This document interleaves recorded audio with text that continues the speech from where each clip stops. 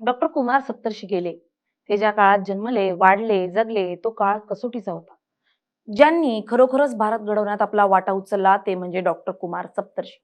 समाजवादी आणि गांधीवादी चळवळीतील एक महत्वाचा आवाज असलेले डॉक्टर कुमार सप्तर्षी यांचं शनिवारी पुण्यात निधन झालं. त्यांच्या निधनाने महाराष्ट्राच्या सामाजिक आणि वैचारिक क्षेत्रात शोककळा पसरली आहे.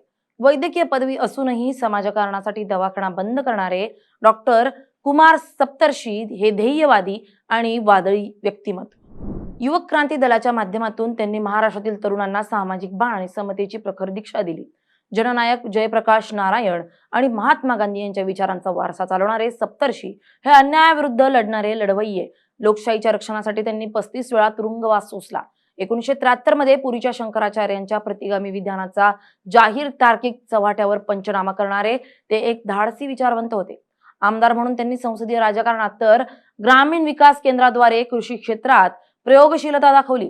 प्रखर वक्ते, सडेतोड लेखक आणि महाराष्ट्र गांधी स्मारक निधीचे अध्यक्ष म्हणून ते आयुष्यभर तत्वनिष्ठ राहिले.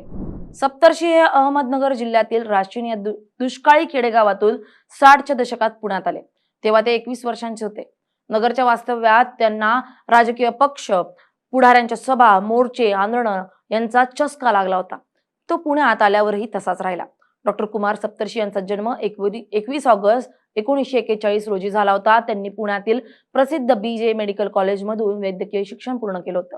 मात्र पदवी घेतल्यानंतर त्यांनी स्वतःला वैद्यकीय व्यवसायात मर्यादित न ठेवता पूर्ण वेळ समाजकारणात झोकून दिलं. त्यांनी डिसेंबर 1969 मध्ये पुण्यात सुरू केलेला स्वतःचा दवाखाना 1974 मध्ये बंद केला आणि समाज परिवर्तनाच्या चळवळीसाठी राशीन कम्युनमध्ये राहून रोज पदयात्रा करण्यास सुरुवात केली.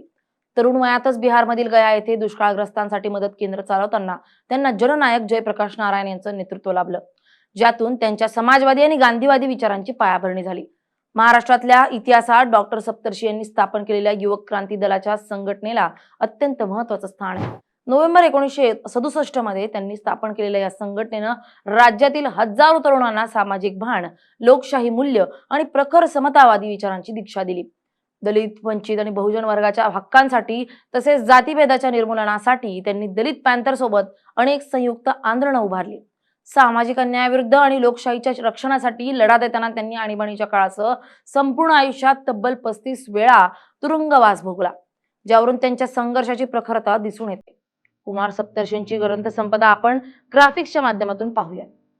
आम्ही विद्यार्थी आणि आमच्यात दंगली, संकल्प, यात्री, स्वप्नांच्या सापळ्यांचा देश अमेरिका, येरवडा विद्यापीठातील दिवस, सत्ता तुराणाम, चंद्रशेखर, धर्माबद्दल, सत्ता बदलाची 2 वर्ष, मोहनदास गांधी व्यक्तिरंग असे 11 त्यांच्या आयुष्यातील सर्वात गाजलेला प्रसंग म्हणजे 1973 मधील पुरीचे शंकराचार्य निरंजन देव तीर्थ यांच्यासोबत झालेला जाहीर वैचारिक वाद. महाराष्ट्रात पडलेल्या दुष्काळाला अस्पृश्यता सोडणं कारणीभूत आहे असा प्रतिगामी दावा शंकराचार्यांनी केला होता. तत्कालीन 31 वर्षीय तरुण कुमार सप्तर्षी यांनी हे आव्हान स्वीकारून पुण्यात सलग 2 दिवस पत्रकार परिषदेत धर्मग्रंथ, पुरावे आणि प्रखर तर्कांच्या आधारे शंकराचार्यांचा युक्तिवाद खोडून काढला. भारतातील एखाद्या डाव्या किंवा पुरोगामी कार्यकर्त्यानं शंकराचार्यांसोबत असा थेट तार्किक वाद घालण्याची ही पहिलीच ऐतिहासिक घटना मानली जाते, ज्याचे देशभरात मोठे वैचारिक पडसाद उमटले. ते एक उत्कृष्ट आणि सडेतोड लेखक, अभ्यासू वक्ते आणि संपादकही होते. त्यांनी सत्याग्रही विचारधारा या मासिकाचं प्रदीर्घ काळ संपादन केलं आणि 11 पेक्षा जास्त वैचारिक पुस्तकांचं लेखन करून महाराष्ट्रातील अनेक पिढ्यांना वैचारिक दिशा दिली. शेवटच्या श्वासापर्यंत ते महाराष्ट्र गांधी स्मारक निधीचे अध्यक्ष म्हणून कार्यरत होते आणि गांधीवादी मूल्यांचा प्रचार करत राहिले. त्यांच्या जाण्यानं तत्वनिष्ठा, सत्तेपेक्षा समाजहित आणि स्वाभिमानाला प्राधान्य देणारं एक वादळी पर्व संपलंय.